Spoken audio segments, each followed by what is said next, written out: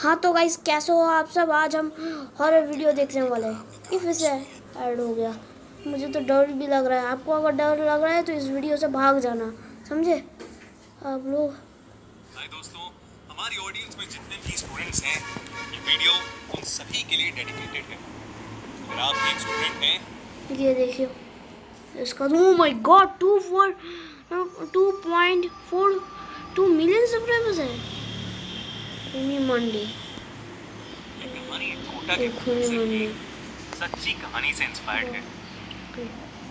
2011 में विनीत को finally job मिल गई थी। Real horror story, my god. Goodness me, कोई नहीं, डर मत। डरोगे तो उतना ही फंसोगे। बहादुर दिखाओ, बस ज्यादा जोश में मत दिखाओ। वो अपना जॉब का ऑफर लेटर मिलते ही कुछ दिनों में कोटा पहुंच गया था। मगर दिक्कत की बात ये थी कि उसे रहने के लिए कहीं पे भी कोई फ्लैट ये तो असली शहर लग रहा है। चलो वो एक दोस्तों, बैचलर था, इसलिए ज्यादातर लोग उसे पूछते हुए विनीत ने वो फ्लैट ले लिया। शुरुआत के कुछ दिन बहुत ही अच्छे बीते। विनीत कोटा के लोगों से हाँ मैंने सब घुल मिल किया। रहा ऐसे था तो हमसे बड़ा कोना और अपना काम चाहिए। बहुत झूठ एक्साइटमेंट वाला से है। कर रहा था। नहीं सब लोग रोज को की तो तरह नहीं विनीत डर वाला अपने है। लेक्चर्स खत्म करके घर पहुंचा और थकान होने की वजह से वो सीधा सोने चला गया। लेकिन उस रात कुछ ऐसा हुआ जो कोई सोच भी नहीं सकता था। क्या?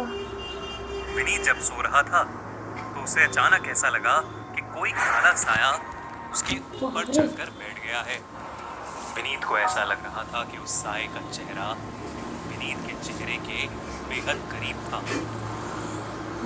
इतना करीब कि विनीत को उसकी सांसें भी अपने चेहरे पर। रुको रात, डर लग रहा है। बेचैनी बढ़ने लगी। डर लग रहा है। अचानक वो हड़बड़ा कर उठ गया। बहादुर दिखा। जलाई, मगर उस कमरे में विनीत के अलावा और कोई भी नहीं था। खिड़कियां खुली हुई थी और हवा चलने की वजह से कमरे के पर्दे भी तेजी से हिल रहे थे। उस कमरे में एक अजीब सी ये क्या हो रहा है? घबराहट के मारे पसीने में तर खड़ा था। बाप रे, मैं तो घर उसे में लगा उसने कि शायद उसने कोई बुरा सपना देखा है।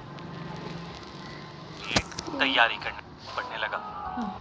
लेकिन कुछ ही देर बाद उसे फील हुआ कि जैसे कोई काला साया विनीत ने मुड़कर देखा, मगर वहां कोई नहीं था। रात भर हल्की हल्की आहटों के चलते बार बार कुछ देर में पलट कर देखता रहा, मगर वहां कोई भी नहीं होता। इसके चलते न वो रात। विनीत ये देखकर डर। जब वो पीछे मुड़ा तो उसके होश उड़ गए। उसने देखा कि एक 16-17 साल की लड़की उसके कमरे के दरवाजे पर खड़ी हुई है और उसे घूर कर देखने जा रही है। उस लड़की के बाल बिखरे हुए थे, आंखों के नीचे बड़े बड़े काले गड्ढे थे और कपड़ों पर धूल जमी थी। उसकी गर्दन पर एक बहुत ही भयानक चोट का निशान था। अचानक उस लड़की ने अपनी गर्दन टेढ़ी की और वो विनीत को देखकर मुस्कुराने लगी। उसकी आंखें भी अचानक ही सफेद पड़ गईं और फिर एकदम से वो वहां से गायब हो गई। विनीत को समझ नहीं आया कि उसके साथ अभी अभी क्या हुआ है।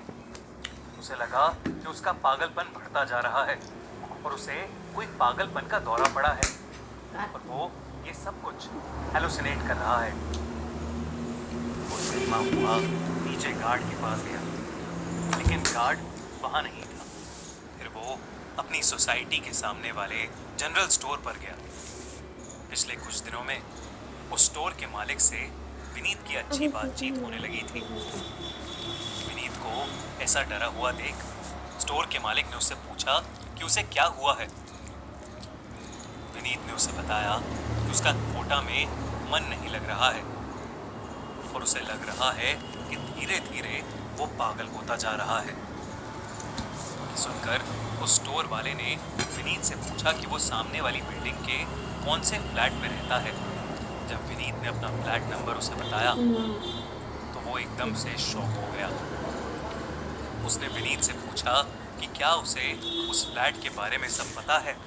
विनीत को कुछ समझ नहीं आया तो स्टोर वाले ने उसे बताया विनीत के वहां आने से कुछ साल पहले एक माँ अपनी बेटी के साथ उस फ्लैट में रहा करती थी और पढ़ाई के प्रेशर की वजह से उसकी बेटी ने उसी फ्लैट में सुसाइड कर लिया था और तब से वो जगह खाली पड़ी है।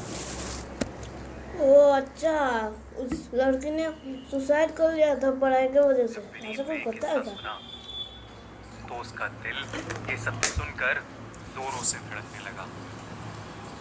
मतलब जो भी विनीत इतने दिनों से महसूस कर रहा था, जिस लड़की को उसने अपने दरवाजे पर देखा था, कोई हेलुसिनेशन नहीं था, वो सब सच था। विनीत मानो ये सब सोचकर कांप रहा था, लेकिन उस रात फिर से उसे उसी घर में वापस जाना था।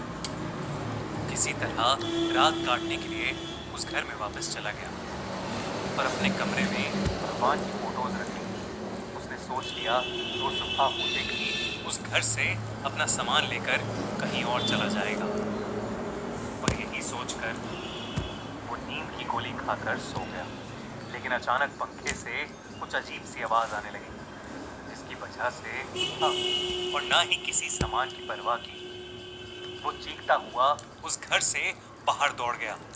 उसने बची हुई रात एक होटल में काटी और अपने मकान मालिक को कॉल करके बहुत सुनाया। अगले ही दिन उसने अपने एक दोस्त की मदद से वो घर खाली किया और वहां से बहुत दूर कहीं रहने चला गया। गाइस, कैसी लगी आपको ये कहानी? कहते हैं कोटा एक फैक्ट्री है जहां बच्चे पढ़ने आते हैं और उन पर तरह तरह के प्रेशर्स होते हैं। लेकिन सिर्फ कोटा में नहीं, हर जगह हमको लाइफ में कई प्रेशर्स का सामना करना पड़ता है। कभी हमें सक्सेस मिलती है तो कभी हम फेल भी होते हैं। जब हम फेल होते हैं तो हमारे पास हमेशा दो रास्ते होते हैं। या तो हम उन फेलियर्स के बारे में सोच सोच के परेशान होते रहें, या हम अपने फेलियर्स से कुछ सीखें और आगे बढ़ें। चॉइस हमेशा हमारे पास होती है। अगर आप हमसे अग्री करते हैं तो इस वीडियो को लाइक करिए और अपने फ्रेंड्स के साथ शेयर करिए। और कहानी पसंद आई तो हमारे चैनल को अभी सब्सक्राइब कीजिए और हमारी अगली स्टोरी के लिए स्टे ट्यून्ड।